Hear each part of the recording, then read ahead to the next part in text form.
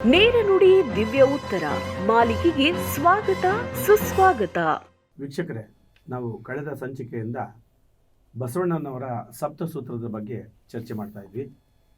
ಈಗ ನಮ್ಮೊಂದಿಗಿದ್ದಾರೆ ಶ್ರೀಯುತ ಕೃಷ್ಣಪ್ಪನವರು. ಅವರಿಂದ ಈ ಒಂದು ಸಪ್ತಸೂತ್ರದ ಬಗ್ಗೆ ಹೆಚ್ಚಿನ ಮಾಹಿತಿನ ಪಡ್ಕೊಳ್ಳೋಣ. ಸರ್, ನಾವು ಕಳೆದ ಸಂಚಿಕೆಯಿಂದ ಚರ್ಚೆ ಮಾಡ್ತಾ ಇದ್ವಿ. ಬಸವಣ್ಣನವರು ವ್ಯಕ್ತಿಯ ಉತ್ತಮ ಜೀವನಕ್ಕಾಗಿ ಸಪ್ತಸೂತ್ರಗಳನ್ನು ಹೇಳಿದ್ದಾರೆ. ಆ ಸಪ್ತಸೂತ್ರಗಳನ್ನು ವ್ಯಕ್ತಿಯೊಬ್ಬ ಜೀವಿತಾವಧಿಯಲ್ಲಿ ಅಳವಡಿಸಿಕೊಂಡಿದ್ದೆ ಆದರೆ ಒಂದು ಸತ್ಪುರುಷನಾಗಿ ಬದುಕು ನಡೆಸೋಕ್ಕೆ ಸಾಧ್ಯ ಆಗುತ್ತೆ ಅಂತ ಹೇಳಿದರು. ಹಾಗಾದರೆ ಬಸವಣ್ಣನವರು ಹೇಳಿರ್ತಕ್ಕಂಥ ಆ ಸಪ್ತಸೂತ್ರಗಳು ಯಾವುದು? ಒಬ್ಬ ಸಾಮಾನ್ಯ ಮನುಷ್ಯ ಆ ಸಪ್ತಸೂತ್ರಗಳನ್ನು ಅಳವಡಿಸ್ಕೊಂಡು ಜೀವನ ನಡೆಸೋಕ್ಕೆ ಸಾಧ್ಯ ಆಗತ್ತಾ ಅನ್ನೋದು ನನ್ನ ಪ್ರಶ್ನೆ. ನಮ್ಮ ಭಾರತ ದೇಶದಲ್ಲಿ ನಮಗೆ ಧಾರ್ಮಿಕತೆ, ಧರ್ಮ, ಮೌಲ್ಯಗಳು ಇವೆಲ್ಲ ಗೊತ್ತಾಗಬೇಕು ಅನ್ನೋದಾದರೆ ನಾವು ವೇದಗಳನ್ನು ಹಿಡ್ಕೋಬೇಕಾಯಿತು. ವೇದಗಳ ನಂತರ ಉಪನಿಷತ್ತುಗಳನ್ನ ಹಿಡ್ಕೋಬೇಕಾಯಿತು. ನಂತರ ಪುರಾಣಗಳು ಬರ್ತವೆ, ಆಮೇಲೆ ಆಗಮಗಳು ಬರ್ತವೆ. ಇವು ಯಾವನೂ ಕೂಡ ಸಾಮಾನ್ಯ ಮನುಷ್ಯರ ಕೈಗೆ ಎಟಕದೇ ಇರ್ತಕ್ಕಂಥದ್ದು. ಆ ವೇದ ಉಪನಿಷತ್ತುಗಳನ್ನು, ಆಗಮಗಳನ್ನು, ಈ ಮಂತ್ರಗಳನ್ನು ಮುಟ್ಟೋದೇ ಅಪರಾಧ, ಕೇಳಿಸ್ಕೊಳ್ಳೋದೇ ಅಪರಾಧ, ಓದೋದೇ ಅಪರಾಧ ಅನ್ನುವಂಥ ಕಾಲಘಟ್ಟ. ಇವತ್ತು ವೈದಿಕರು ಮಾಡುವಂತಹ ಯಜ್ಞ, ಯಾಗಾದಿ, ಹೋಮಗಳನ್ನು ನೋಡಿದ್ರೇ ಪಾಪ ಬರ್ತದೆ. ಅಂದರೆ ಆ ಫಲ ಸಿಕ್ಕೋದಿಲ್ಲ, ಯಜ್ಞದ ಫಲ ಸಿಕ್ಕೋದಿಲ್ಲ. ಅದು ಅಸ್ಪೃಶ್ಯತೆ ಆಗೋಯಿತು, ಅದೆಲ್ಲ ಅಪಚಾರ ಆಗೋಯಿತು. ಯಾರೋ ಒಬ್ಬ ನಿಮ್ನಾತಿ ವರ್ಗದವನು ಅದನ್ನು ನೋಡಿಬಿಟ್ಟ, ಅದು ಸೂತಕ ಆಗೋಯಿತು. ಈ ರೀತಿಯ ಕಲ್ಪನೆಯ ಕಾಲ ಇವತ್ತಿನವರೆಗೂ ಇದೆ. ಇವತ್ತು ಏನು ಹೋಗಿದೆ ಅಂತ ನಾನು ಒಪ್ಕೊಳ್ಳೋಕೆ ರೆಡಿ ಇಲ್ಲ. ಇವತ್ತೂ ಕೂಡ ಇದೆ. ಆ ಸೂತಕ ಪದ್ಧತಿಗಳು, ಜಾತಿ ಪದ್ಧತಿಗಳು, ಆ ವರ್ಗಭೇದ, ವರ್ಣಭೇದ ಇವೆಲ್ಲವೂ ಕೂಡ ಇದ್ದಾವೆ. ಆ ಸೂತಕದ ಛಾಯೆ ಇವತ್ತೂ ಕೂಡ ಇದೆ. ಬಸವಣ್ಣನವರು ನೋಡಿದ್ರು, ಇವರು ದೇಶ ಸುತ್ತೋರಲ್ಲ, ಕೋಶ ಓದೋರಲ್ಲ, ಇವರಿಗೆ ಮಾರ್ಗದರ್ಶನ ಕೊಡೋರು ಯಾರೂ ಇಲ್ಲ, ಇವರಿಗೆ ಸಮಾಜದ ಅಭಿವೃದ್ಧಿಯ ಮುಖ್ಯವಾಹಿನಿಗೆ ತರುವಂಥವ್ರು ಯಾರೂ ಇಲ್ಲ. ಇವರನ್ನು, ಈ ಶೋಷಿತ ಸಮಾಜವನ್ನು ಬಾಂಡೆಡ್ ಲೇಬರ್ಗಳ ಥರ ದುಡಿಸ್ಕೊಳ್ಳೋದು ಅಷ್ಟೇ ಗೊತ್ತು. ಈ ಪ್ರಾಣಿ ಪಕ್ಷಿಗಳಿಗಂತ ನೀಚವಾಗಿ ಇವರನ್ನು ನಡೆಸ್ಕೊಳ್ತಿದ್ದಂಥ ಕಾಲಘಟ್ಟ ಅದು. ಇವರನ್ನು ಆ ಪ್ರಾಣಿ ಪಕ್ಷಿಗಳು, ಈ ಬೆಕ್ಕು ಮತ್ತು ನಾಯಿ ಇರ್ತದೆ ನೋಡ್ರಿ, ಆ ನಾಯಿ ಹೊಲಸು ತಿನ್ನೋ ನಾಯಿ ಬೆಕ್ಕನ್ನಾದ್ರೂ ಕೂಡ ಅವ್ರು ಬೆಡ್ರೂಮ್ವರೆಗೂ ಕರ್ಕೊಂಡು ಹೋಗ್ತಾರೆ. ಈ ನಿಮ್ನಾತಿ ವರ್ಗದ ಜನರನ್ನು ಅವರು ಅವರ ಊರಿನಿಂದ ಆಚೆ ಇಡ್ತಾಯಿದ್ರು, ಬಿಡ್ತಾ ಇರಲಿಲ್ಲ, ಊರಿಂದ ಆಚೆ ಇಡ್ತಾಯಿದ್ರು. ಇನ್ನು ಇಂಥ ಜನಗಳಿಗೆ ಸಂಸ್ಕಾರ ಇಲ್ಲಿಂದ ಸಿಗುತ್ತೆ. ಇವ್ರಿಗೆ ಸಂಸ್ಕಾರ ಕೊಡಲೇಬೇಕು.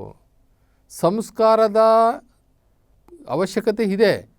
ಸಂಸ್ಕಾರ ಇಲ್ಲದ ವ್ಯಕ್ತಿ ಜೀವಂತ ಶವ ಇದ್ದಂಗೆ, ನಡೆದಾಡುವ ಶವ ಅಷ್ಟೇ. ಸಂಸ್ಕಾರ ಇಲ್ಲದ ಯಾವುದೇ ವ್ಯಕ್ತಿ ಇರ್ಬೋದು, ಅವನು ನಡೆದಾಡುವ ಶವ ಇದ್ದಂಗೆ. ಅವನಿಂದ ಸಮಾಜಕ್ಕೂ ಏನು ಪ್ರಯೋಜನ ಆಗೋದಿಲ್ಲ, ಅವನ ಆತ್ಮಕಲ್ಯಾಣನೂ ಆಗೋದಿಲ್ಲ. ಹುಟ್ಟಿದ ಒಂದಿನ ಸಾಯ್ತಾನೆ. ಮರ ಗಿಡಗಳಾದ್ರೂ ಒಂದಷ್ಟು ಜನಕ್ಕೆ ಹಣ್ಣೋ ಫಲಗಳನ್ನೋ ಪುಷ್ಪಗಳನ್ನು ಕೊಟ್ಟು ಸಾಯ್ತವೆ. ಈ ಮನುಷ್ಯ ಅದಕ್ಕೂ ಅಂತ ನಿಕೃಷ್ಟ ಆಗಿಬಿಡ್ತಾನೆ. ಬಸವಣ್ಣನವರ ಒಂದೇ ತುಡಿತ ಏನು ಅಂತಂದರೆ, ಈ ಹಿಂದುಳಿದ ಶೋಷಿತ ಈ ವರ್ಗದವರಿಗೆ ಸಂಸ್ಕಾರ ಕೊಡಬೇಕು, ಸಂಸ್ಕಾರ ಕೊಡಬೇಕು.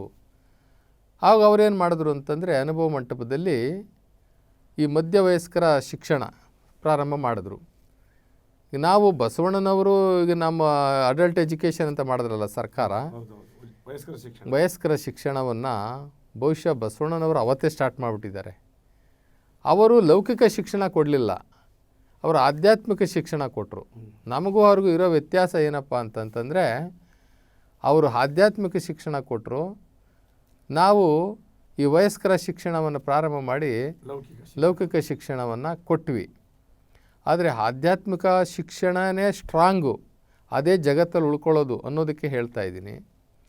ಅಲ್ಲಿ ಎಲ್ಲರಿಗೂ ಶಿಕ್ಷಣವನ್ನು ಕೊಟ್ಟು ಶಿವಯೋಗವನ್ನು ಮಾಡೋ ರೀತಿಯಲ್ಲಿ ಮಾಡಿ ಅವರಿಗೆ ತರಬೇತಿಗಳನ್ನು ಕೊಟ್ಟು ಅವರಿಗೆ ಆಧ್ಯಾತ್ಮಿಕದ ಸಂಶೋಧನೆಯಲ್ಲಿ ಉತ್ತುಂಗ ಸ್ಥಾನಕ್ಕೆ ತೊಗೊಂಡೋಗ್ಬಿಟ್ರೆ ಎಲ್ಲರನ್ನೂ. ಸಾಮಾನ್ಯ ಮಹಿಳೆಯರು ಈ ಅನುಭವ ಮಂಟಪಕ್ಕೆ ಬರೋದಕ್ಕಿಂತ ಮುಂಚಿತವಾಗಿ ಒಂದು ಶೋಷಿತ ವರ್ಗದವರಾಗಿ ಏನೋ ಕುರಿ ಕಾಯೋದೋ, ದನ ಕಾಯೋದೋ, ಮೇಕೆ ಕಾಯೋದೋ, ಕುಂಬಾರಿಕೆ ಮಾಡೋದೋ, ಮಡಕೆ ಏನೋ ಒಂದು ಕುಲಕಸು ಮಾಡ್ಕೊಂಡಿದ್ದಂತಹ ಸಮಾಜದ ನಿಂದನೆ ಒಳಗಾಗಿದ್ದವರು, ಆಮೇಲೆ ಸಮಾಜದ ತುಡಿತಕ್ಕೆ ಒಳಗಾಗಿರ್ತಕ್ಕಂಥವ್ರು ಇಲ್ಲಿ ಬಂದು ಬಸವಣ್ಣವ್ರ ಹತ್ರ ಬಂದ ತಕ್ಷಣ ಅವರು ಆತ್ಮಜ್ಞಾನದ ಪರಮಾತ್ಮ ಜ್ಞಾನದ ತತ್ವಗಳನ್ನು ಒಳಗೊಂಡಂಥ ವಚನಗಳನ್ನು ಬರೆಯೋಕ್ಕೆ ಶುರು ಮಾಡಿಬಿಟ್ರು. ನಾವಿವತ್ತು ಡಿಗ್ರಿ ಮಾಡಿದ್ರೂ ಕೂಡ ಒಂದು ಪದ್ಯ ಬರೆಯ ಅಂತಂದರೆ 4 ಗ್ರಾಮರ್ ತಪ್ಪು ಬರೆದಿರ್ತೀವಿ. ಒತ್ತಕ್ಷರನೋ ಅಕಾರ ಉಕಾರ ಎಲ್ಲ ತಪ್ಪು ಮಾಡಿರ್ತೀವಿ, ಅಥವಾ ವ್ಯಂಜನಗಳು ಸ್ವರಗಳು ಏನೋ ಒಂದು ತಪ್ಪು ಮಾಡಿರ್ತೀವಿ. ಅವರು ಬಸವಣ್ಣನವರ ಕ್ಷಮದಲ್ಲಿ ವಿದ್ಯೆ ಪಡ್ಕೊಂಡಂಥವ್ರು ಎಲ್ಲೂ ಕೂಡ ಒಂದು ಕನ್ನಡದ ಶಬ್ದಗಳನ್ನು ಕೂಡ ಎಲ್ಲೂ ಕೂಡ ಲೋಪ ಮಾಡದಂತೆ ವ್ಯಾಕರಣಬದ್ಧವಾಗಿ ಅವರು ವಚನಗಳನ್ನು ಬರೆದರು. ಆಡು ಭಾಷೆ ಸರಳ ಭಾಷೆಯಲ್ಲಿ ಬರೆದರು. ಆವಾಗ ಬಸವಣ್ಣನವರು ಯೋಚನೆ ಮಾಡಿದ್ರು, ಒಬ್ಬ ವ್ಯಕ್ತಿ 3 ಮಾರ್ಗದಲ್ಲಿ ಅವನು ಮೋಕ್ಷ ಮಾರ್ಗಕ್ಕೆ ಹೋಗ್ಬೋದು, ಜ್ಞಾನ ಮಾರ್ಗಕ್ಕೆ ಹೋಗ್ಬೋದು. ಒಂದು ಭಕ್ತಿ, ಜ್ಞಾನ, ವೈರಾಗ್ಯ, ಈ 3 ಮಾರ್ಗಗಳು. ಆ 3 ಮಾರ್ಗಗಳಿಗೆ ಹೋಗಬೇಕು ಅಂತಂತಂದರೆ ಅವನು ಸ್ವಯಂ ಅಧ್ಯಯ ಆಗಬೇಕು, ಅಥವಾ ಸತ್ಸಂಗಗಳು ಸೇರಬೇಕು, ಅಥವಾ ಯೋಗಗಳು ಮಾಡಬೇಕು. ಅವನು ಯೋಗಿ ಆಗಬೇಕು. ಯೋಗಿ ಆಗೋದು ಅಷ್ಟು ಸುಲಭ ಅಲ್ಲ, ಅದಕ್ಕೂ ಆಧ್ಯಾತ್ಮಿಕ ಗುರು ಬೇಕಾಗ್ತಾನೆ.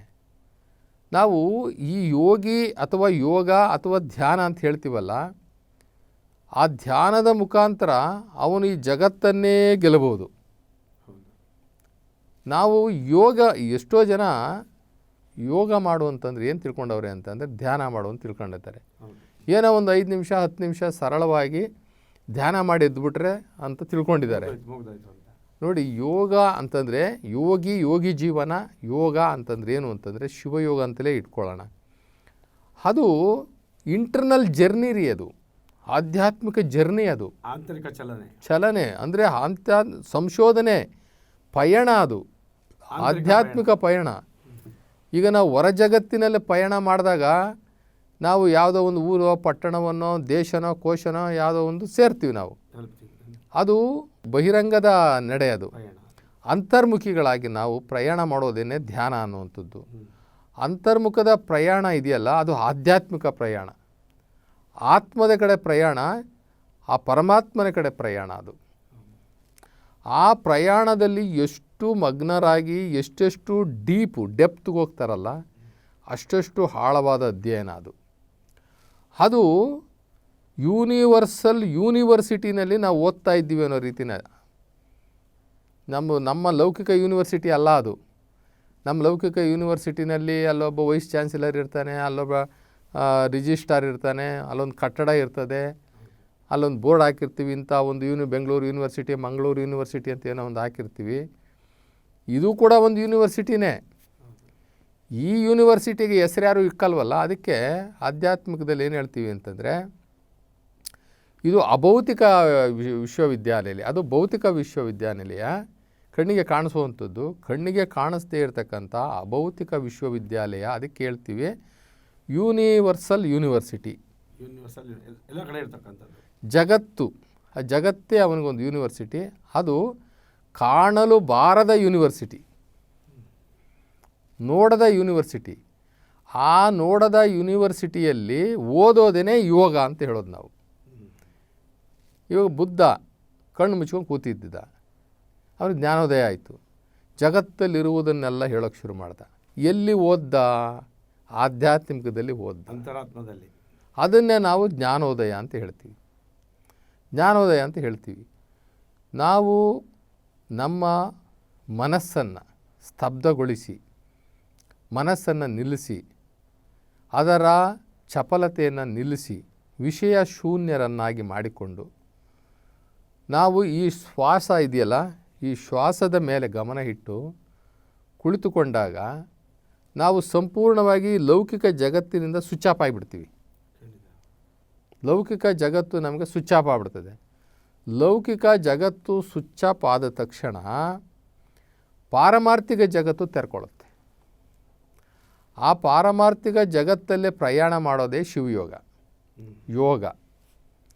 ಆ ಯೋಗದ ಮುಖಾಂತರ ನಾವು ಈ ಜಗತ್ತನ್ನೇ ಸ್ಟಡಿ ಮಾಡ್ಬೋದು, ಈ ಜಗತ್ತನ್ನೇ ದಿವ್ಯ ದೃಷ್ಟಿಯಿಂದ ನೋಡ್ಬೋದು. ನಮ್ಮ ಈ ಭೌತಿಕ ಕಣ್ಣುಗಳನ್ನು ಮುಚ್ಚಿದಾಗ, ಈ ಎರಡು ಕಣ್ಣುಗಳನ್ನು ನಾವು ಮುಚ್ಚಿದಾಗ ಇನ್ನೊಂದು ಅಂತರ್ಚಕ್ಷು ಕಣ್ಣಿದೆ, ಅದು ಮೂರನೇ ಕಣ್ಣು. ಆ ಮೂರನೇ ಕಣ್ಣು ತೆರ್ಕೊಳ್ಳುತ್ತೆ. ಆ ಮೂರನೇ ಕಣ್ಣು ತೆರೆಸ್ಕೊಳ್ಳೋದೇ ಯೋಗ. ಆ ಕಣ್ಣಿಂದ ನೋಡಿದಾಗ ಜಗತ್ತನ್ನೇ ನೋಡ್ತೀವಿ. ಆ ಪರಮಾತ್ಮ ದರ್ಶನವೂ ಮಾಡ್ತೀವಿ, ಆತ್ಮ ದರ್ಶನವೂ ಆಗುತ್ತೆ, ಪರಮಾತ್ಮ ದರ್ಶನವೂ ಆಗುತ್ತೆ. ಆವಾಗ ಅನಿಸುತ್ತೆ ನಮಗೆ, ಇಷ್ಟು ದಿನ ಈ ವೈಕುಂಠ ಎಷ್ಟು ದೂರವೋ ಎನ್ನುತ್ತಲಿದ್ದೆ ಅಂತ ಹೇಳ್ತಾರೆ ಕೆಲವರು.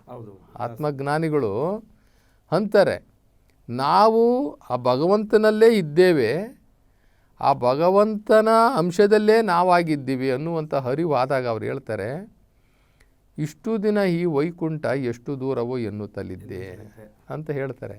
ಅಂದರೆ ಆತ್ಮ ಮತ್ತು ಪರಮಾತ್ಮನ ಸಂಬಂಧ ಭಾಳ ಹತ್ತಿರ ಆಗಿಬಿಡ್ತದೆ. ಇದನ್ನು ಯೋಗದ ಮುಖಾಂತರ ನಾವು ಪಡ್ಕೊಳ್ತೀವಿ. ಇಲ್ಲಿ ಬಸವಣ್ಣನವರು ಇಷ್ಟೆಲ್ಲವನ್ನು ಕೂಡ ಅಲ್ಪಾವಧಿಯಲ್ಲಿ ಇವರಿಗೆಲ್ಲ ಕೊಟ್ಬಿಟ್ರು. ಸಾಮಾನ್ಯ ಜನರಿಗೆ ಅಲ್ಪಾವಧಿನಲ್ಲಿ. ಅದು ಬಸವಣ್ಣನವರ ಪ್ರಭಾವ. ಅಂತಹ ಧಾರ್ಮಿಕ ಗುರು, ಧರ್ಮಗುರು ಅಂತ ತತ್ವಜ್ಞಾನಿ ಸಿಕ್ಕಿರೋದು ಶರಣರ ಪುಣ್ಯ. ಶರಣರ ಪುಣ್ಯ. ಬಸವಣ್ಣನವರನ್ನು ದರ್ಶನ ಮಾಡಿದ್ರೇ ಕರ್ಮಗಳು ಕಳೆದೋಗ್ತಿತ್ತು. ಇನ್ನು ಬಸವಣ್ಣನವರು ಇವರನ್ನು ದೃಷ್ಟಿ ಇಟ್ಟು ನೋಡಿಬಿಟ್ರೆ ಇವ್ರ ಕರ್ಮಗಳು ಕಳ್ಕೊಂಡು ಬಿಡ್ತಾಯಿದ್ರು. ಇನ್ನು ಅವರ ವಾಕ್ ಪರುಷ, ಅವ್ರ ಶಬ್ದ ಕೇಳಿಸ್ಕೊಂಡ್ರೇ ಪಾಪಗಳು ಹೋಗಿಬಿಡ್ತಿದ್ವಂತೆ. ಇನ್ನು ಅವರನ್ನು ಅಪ್ಪಿತಪ್ಪಿ ಮುಟ್ಟಿಬಿಟ್ರೆ ಪಾಪಗಳು ಕಳ್ಕೊಂಡು ಬಿಡ್ತಿದ್ರಂತೆ. ಅವರು ಒಂದು ರೀತಿ ಪರುಷ ಮಣಿ ಇದ್ದ ಹಾಗೆ, ಪರುಷ ಮಣಿ ಮುಟ್ಟಿದ್ರೆ ಕಬ್ಬಣ ಕೂಡ ಬಂಗಾರ ಆಗಿಬಿಡ್ತದೆ.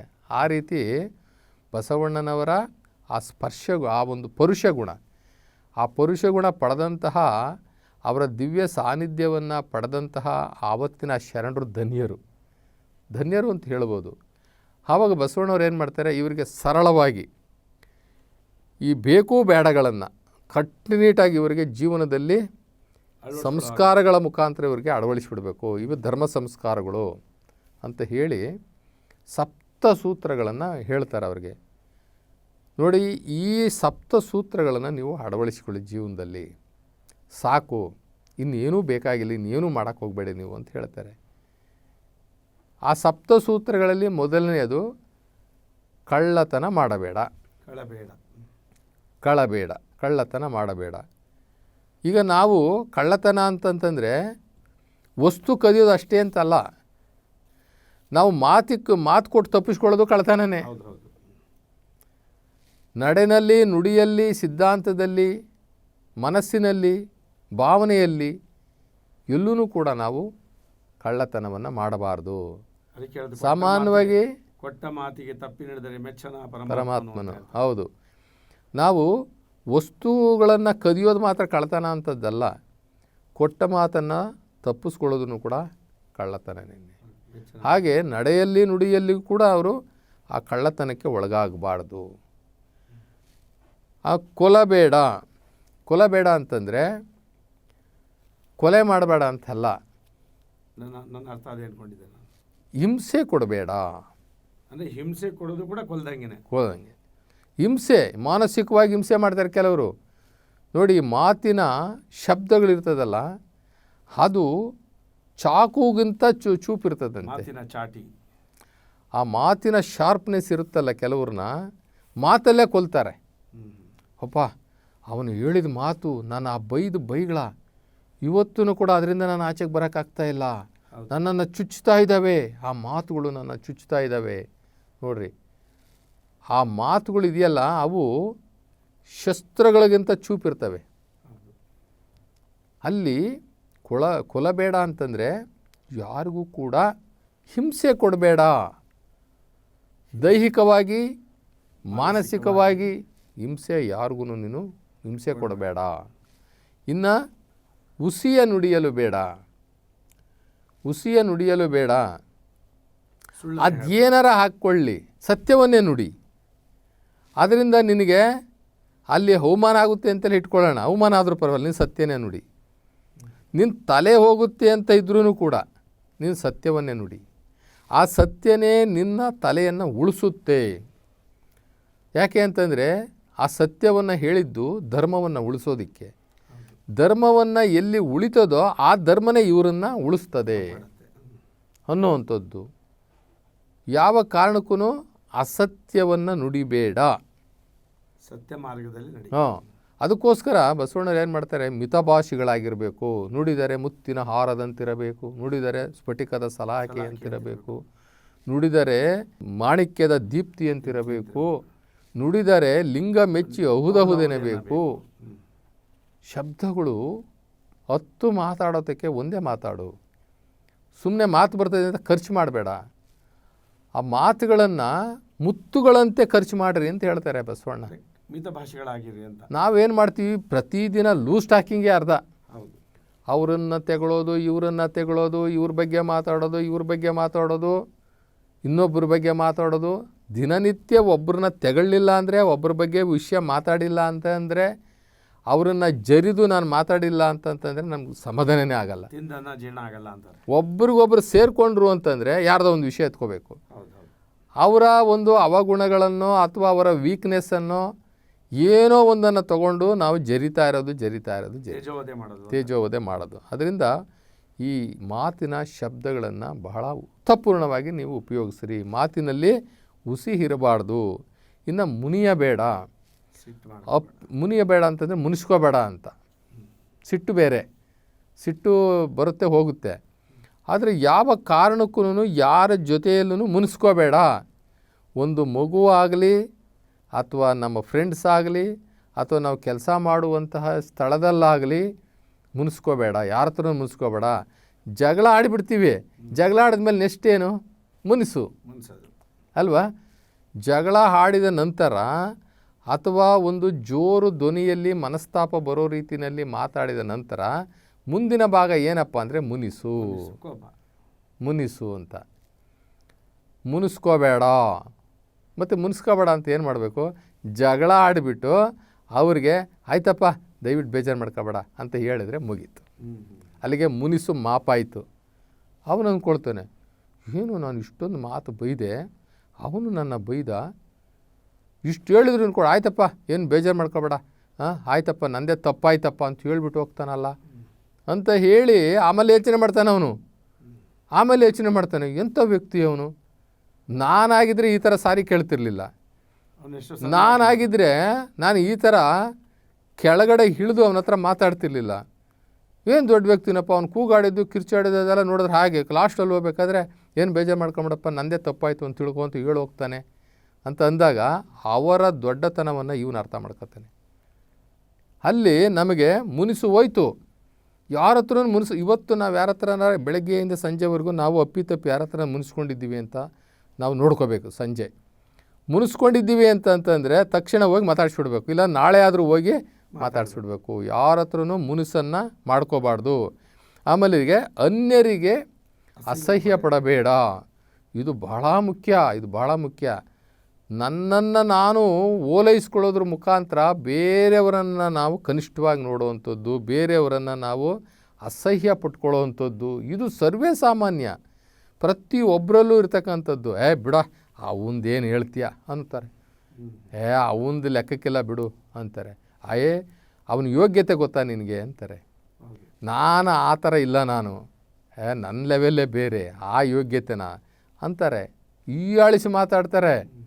ಅವರ ದೌರ್ಬಲ್ಯಗಳನ್ನಿರ್ಬೋದು, ಅವ್ರ ವ್ಯಕ್ತಿತ್ವನಿರ್ಬೋದು, ಏನೇ ಇರ್ಬೋದು, ಇವರಲ್ಲಿರ್ತಕ್ಕಂಥ ದೌರ್ಬಲ್ಯಗಳು, ಇವರಲ್ಲಿರ್ತಕ್ಕಂಥ ಕೆಟ್ಟ ವ್ಯಕ್ತಿತ್ವಗಳು ಇವ್ರಿಗೆ ಕಾಣಿಸಲ್ಲ. ನಮ್ಗೆ ಯಾವಾಗ್ಲೂ ಬೇರೆಯವರ ದೌರ್ಬಲ್ಯಗಳು, ಬೇರೆಯವರಲ್ಲಿರ್ತಕ್ಕಂಥ ಕೆಟ್ಟ ಗುಣಗಳೇ ನಮಗೆ ಕಾಣಿಸ್ತಾ ಇರ್ತವೆ. ನಮ್ಮವು ನಮಗೆ ಕಾಣಿಸೋದಿಲ್ಲ. ಯಾಕೆ ಅಂತಂದರೆ ಈಗ ನಮ್ಮ ಕಣ್ಣು ನಮಗೆ ಕಾಣಿಸಲ್ಲ, ನಮ್ಮ ಮುಖ ನಮಗೆ ಕಾಣಿಸಲ್ಲ. ನೋಡಿರಿ, ನಾವು ಎಲ್ಲರನ್ನೂ ನೋಡ್ತದೆ. ಈ ಕಣ್ಣು ಜಗತ್ತನ್ನೇ ನೋಡ್ತದೆ, ತನ್ನನ್ನು ತಾನು ನೋಡ್ಕೊಳಕ್ಕಾಗಲ್ಲ.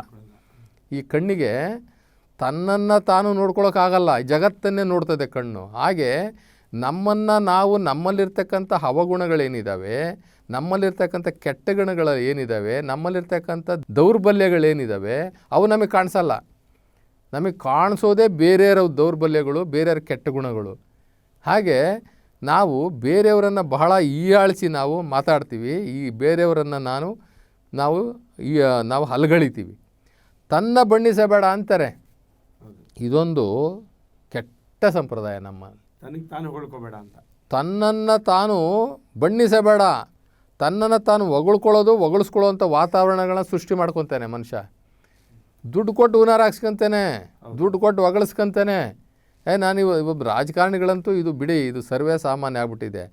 ಅವನು ಯಾವ ಊರಿಗೆ ಹೋಗ್ತಾನೋ ಆ ಊರಿಗೆ ಮೊದಲೇ ದುಡ್ಡು ಕಳಿಸಿರ್ತಾನೆ ಹೂನಾರಕ್ಕೆ, ಜೈಕಾರ ಹಾಕೋರಿಗೆ, ಕಟೌಟ್ರಿಗೆ ಜೈಕಾರ ಹಾಕೋರಿಗೆ ಮತ್ತು ಹೂನಾರ, ಇವನು ದುಡ್ಡೆಲ್ಲ ಹೂನಾರ ಹಾಕಿರ್ತಾರೆ ಅವರು, ಜೈಕಾರ ಹಾಕಿರ್ತಾರೆ. ಹಂಗೆ ತನ್ನನ್ನು ತಾನು ಬಣ್ಣಿಸ್ಕೊಳ್ಳೋದ್ರಲ್ಲಿ, ತನ್ನನ್ನು ತಾನು ಹೊಗಳಿಸ್ಕೊಳ್ಳೋದ್ರಲ್ಲಿ, ತನ್ನನ್ನು ತಾನು ಮೇಲೈಸ್ಕೊಳ್ಳೋದ್ರಲ್ಲಿ ಇವತ್ತು ಮನುಷ್ಯ ಇದ್ದಾನೆ. ಅದರಿಂದ ಬಸವಣ್ಣವ್ರು ಹೇಳ್ತಾರೆ ಕಿಂಕರತ್ವ ಇರಬೇಕು ಅಂತ ಹೇಳ್ತಾರೆ. ಕಿಂಕರತ್ವ ಅಂತಂದರೆ ನಾನು ಎಲ್ಲರಿಗಂತ ಕಿರಿಯ ಅಂತ ಮಹಾತ್ಮ ಬಸವಣ್ಣನವರು ಹೇಳ್ತಾರೆ. ನನಗಿಂತ ಕಿರಿಯರಿಲ್ಲ, ಆ ಶಿವಶರಣರಿಗಿಂತ ಹಿರಿಯರಿಲ್ಲ. ಈ ಜಗತ್ತಲ್ಲಿ ನನಗೂ ಅಂತ ಕಿರಿಯರು ಯಾರೂ ಇಲ್ಲ ಅಂತಾರೆ. ಇವತ್ತು ನಾವು ಯಾವ್ದಾರ ಒಂದು ಇನ್ವಿಟೇಷನ್ ಹೊಡೆಸ್ಬಿಟ್ಟು ಡೊನೇಷನ್ ಕೊಟ್ಟವರಲ್ಲ ಅಂತ ಹೇಳ್ಬಿಟ್ಟು ಅವ್ರನ್ನ ಕೊಡೋಕೆ ಹೋಗ್ತಾನೆ. ನಾನು ಇಷ್ಟು ಡೊನೇಷನ್ ಕೊಟ್ಟಿದ್ದೀನಿ, ನನ್ನ ತೊಗೊಂಡೋಗಿ ಕೆಳಗಡೆ ಹಾಕ್ಬಿಟ್ಟಿದ್ಯಲ್ಲಪ್ಪ ನೀನು, ನನ್ನ ಮೇಲೆ ಹಾಕಬೇಕು. ಅವನು ಯಾರು? ಆಫ್ಟರ್ ಆಲ್ ಅವನ ಕೆಳಗಡೆ ನಾನು ಹಾಕಿದ್ದೀಯಲ್ಲ ನೀನು, ನಾನು ಅವನ ಮೇಲೆ ಹಾಕಿದ್ರೆ ನಾನು ಬರ್ತೀನಿ ಫಂಕ್ಷನ್ಗೆಲ್ಲ ನಾನು ಬರೋದಿಲ್ಲ ಅಂತಾನೆ. ಇಲ್ಲಿ ತನ್ನನ್ನು ತಾನು ಬಣ್ಣಿಸ್ಕೊಳ್ಳೋದ್ರಲ್ಲಿ, ತನ್ನನ್ನು ತಾನು ಮೇಲ್ದರ್ಜೆಗೆ ಏರಿಸ್ಕೊಳ್ಳೋದ್ರಲ್ಲಿ ಅಷ್ಟು ಹಣಾಹಣಿ ಇರ್ತದೆ. ಆಮೇಲೆ ಇದರನ್ನು ಅಳಿಯಲು ಬೇಡ, ಬೇರೆಯವರನ್ನು ನಾವು ಹೀಯಾಳಿಸಬೇಡ. ಒಂದು ಸಮಾಜದಲ್ಲಿ ಈ 5 ಬೆರಳು ಒಂದೇ ಸಮ ಇಲ್ಲ. ಇದು ದೈವ ಸೃಷ್ಟಿ. ಇದು ನಮ್ಮದೇ ಬೆರಳು ಆಗಿದ್ರೂ ಕೂಡ 5 ಬೆರಳು 5 ಹ್ಯಾಂಗಲಲ್ಲಿ 5 ಇದ್ದಾವೆ. ಆದರೆ ನೋಡಿ ದೈವ ಸೃಷ್ಟಿ ಹೇಗಿದೆ ಅಂತಂದರೆ, ಈ 5 ಬೆರಳುಗಳು ಏನಾದರೂ ಕೆಲಸ ಮಾಡುವಾಗ ಅದರ ಡಿಫ್ರೆನ್ಸಿಯೇಷನ್ನ ಮರೆತುಬಿಟ್ಟು ನೋಡಿ ಎಲ್ಲ ಒಂದೇ ಲೆವೆಲಿಗೆ ಬಂದುಬಿಡ್ತವೆ. ಕೆಲಸ ಮಾಡಬೇಕು ಅಂತಂದರೆ ನೋಡಿ ಹಿಂದೆ ಮುಂದೆ ಯಾವೂ ಇಲ್ಲ, ಎಲ್ಲ ಈಕ್ವಲಾಗಿ ಬಂದುಬಿಡ್ತವೆ. ಹಾಗೆ ಸಮಾಜ, ಈ ಸಮಾಜದಲ್ಲಿ ಏನೇ ಡಿಫ್ರೆನ್ಸಿಯೇಷನ್ ಬಂದ್ರೂ ಕೂಡ ಸಾಮಾಜಿಕ ಕಾರ್ಯ ಅಥವಾ ಧರ್ಮ ಕಾರ್ಯ ಅಂತಂದಾಗ ಸರಿಸಮಾನವಾಗಿ ಎಲ್ಲ ಬಂದುಬಿಡ್ತವೆ. ಹಾಗೆ ನಾವು ಯಾರನ್ನೂ ಕೂಡ ಅವರ ವ್ಯಕ್ತಿತ್ವ ಅಥವಾ ಅವರನ್ನು ಹೀಯಾಳಿಸಿ ಮಾತಾಡುವಂಥದ್ದು, ಅವರಿಗೆ ಮನಸ್ಸು ನೊಯ್ಯೋ ರೀತಿಯಲ್ಲಿ ಮಾತಾಡಿಸುವಂಥದ್ದು, ಅವನನ್ನು ತುಷ್ಟವಾಗಿ ಮಾತಾಡುವಂಥದ್ದು, ಇದನ್ನು ಮಾಡಬಾರ್ದು. ಇದು ನಮ್ಮ ಅಂತರಂಗ ಶುದ್ಧಿ. ನಾವು ಅಂತರಂಗ ಶುದ್ಧಿಗಳಾಗಿದ್ದಾಗ ಮಾತ್ರನೇ ನಾವು ಸಮಾಜಕ್ಕೆ ಏನಾದರೂ ಒಂದು ಕೊಡುಗೆ ಕೊಡಲಿಕ್ಕೆ ಅಥವಾ ಒಂದು ಬುದ್ಧಿ ಹೇಳಲಿಕ್ಕೆ ನಾವು ಅರ್ಹರಾಗ್ತೀವಿ. ಈ ಎಲ್ಲ ನಮ್ಮ ಗುಣಗಳು ನಮ್ಮಲ್ಲಿ ಇಲ್ಲ ಅಂತಂದರೆ ನಾವು ಸಮಾಜಕ್ಕೆ ಏನನ್ನೂ ಕೂಡ ಹೇಳಬಾರ್ದು ಅನ್ನುವಂಥದ್ದು ಬಸವಣ್ಣನವರ ಒಂದು ವಿಚಾರ. ನೀನು ಸತ್ಯಶುದ್ಧನಿಲ್ಲದೇ ಇದ್ದರೆ, ನಿನ್ನಲ್ಲಿ ಈ ಸಪ್ತಸೂತ್ರಗಳು ಅಳವಟ್ಟಿಲ್ಲ ಅಂತನ್ನೋದಾದರೆ ನೀನು ಸಮಾಜಕ್ಕೆ ಏನು ಬುದ್ಧಿವಾದ ಹೇಳಬೇಡ, ನಿನಗೆ ಅರ್ಹತೆ ಇಲ್ಲ ಅನ್ನುವಂಥದ್ದು ಈ ಸಪ್ತಸೂತ್ರಗಳಲ್ಲಿ ಅಡಗಿದೆ. ಕೊನೆಗೆ ಬಸವಣ್ಣವರು ಇದರ ಮೀರಿ ಇನ್ನೊಂದು ಮಾತು ಹೇಳ್ತಾರೆ, ನುಡಿದಂತೆ ನಡೆ ಇದೇ ಜನ್ಮ ಕಡೆ ಅಂತ ಹೇಳ್ತಾರೆ. ಸತ್ಯ ಹರಿಶ್ಚಂದ್ರ ನುಡಿದಂತೆ ನಡಿಲಿಕ್ಕೋಸ್ಕರ ಇಡೀ ಜೀವಮಾನದಲ್ಲಿ ಅವನು ಕಷ್ಟ ಬಿದ್ದ ಅಲ್ವರ. ಸತ್ಯ ಹರಿಶ್ಚಂದ್ರ ದೇಶ, ಕೋಶ, ಸಾಮ್ರಾಜ್ಯ, ಹೆಂಡತಿ, ಮಕ್ಕಳು ಎಲ್ಲವನ್ನು ಕಳ್ಕೊಂಡ, ಬೇಕಾದಷ್ಟು ಅವಮಾನಿತನಾದ ಅಲ್ವರ. ಕೊನೆಗೆ ಅವನಿಗೆ ಎಷ್ಟೋ ಜನ ಬುದ್ಧಿ ಹೇಳಿದ್ರು, ಅಯ್ಯೋ ಒಂದು ಮಾತನ್ನು ಉಳಿಸ್ಕೊಳ್ಳೋಕ್ಕೋಸ್ಕರ ಯಾಕಪ್ಪ ಇಷ್ಟೆಲ್ಲ ನಿಂದು ಕಷ್ಟ ತಗೊಳ್ತಾ ಇದ್ದೀಯಾ ಅಂತ ಅಂದ. ಅವನು ಹೇಳ್ದ, ಈ ಮಾತನ್ನೇ ಯಾವತ್ತು ನಾನು ಕಳ್ಕೊಳ್ತೀನೋ ಅವತ್ತೇ ನಾನು ಸತ್ತಂಗಪ್ಪ, ಅವತ್ತೇ ನಾನೆಲ್ಲ ಕಳ್ಕೊಂಡಂಗೆ, ಅಲ್ಲಿವರೆಗೂ ನಾನು ಏನೂ ಕಳ್ಕೊಂಡಿಲ್ಲ ಅಂತ ಅಂದ. ಹಾಗೆ ಈ ನುಡಿದಂತೆ ನಡೆಯುವಂಥದ್ದು ಇದೆಯಲ್ಲ, ಆ ನುಡಿದಂತೆ ನಡೆಯೋದನ್ನು ಎಷ್ಟಾಗುತ್ತೋ ಅಷ್ಟು ಮನುಷ್ಯ ಅಷ್ಟು ಪ್ರಮಾಣದಲ್ಲಿ ಅಳವಡಿಸ್ಕೊಂಡ್ರೂ ಕೂಡ ಅವನಿಗೆ ಮುಕ್ತಿ ಸಿಗುತ್ತೆ ಅನ್ನುವಂಥ ಮಾತು ಬಸವಣ್ಣನವರದು. ಸರ್, ಇದು ಈ ಕಾರ್ಯಕ್ರಮದ ಅವಧಿ ಮುಗಿತಾ ಬಂತು. ಮುಂದಿನ ಸಂಚಿಕೆಯಲ್ಲಿ ಈ ಒಂದು ಭಾಗವನ್ನು ಮುಂದುವರಿಸ್ಕೊಂಡು ಹೋಗೋಣ. ನಮಗೆ ಶರಣು ಶರಣಾರ್ಥಿ. ನಿರಂತರವಾಗಿ ನೋಡ್ತಾ ಇರಿ ಶ್ರೀ ಬಸವ ಟಿವಿ. ಇದು ಸಂಸ್ಕಾರದ ಬೆಳಕು. ಶರಣಾರ್ಥಿ.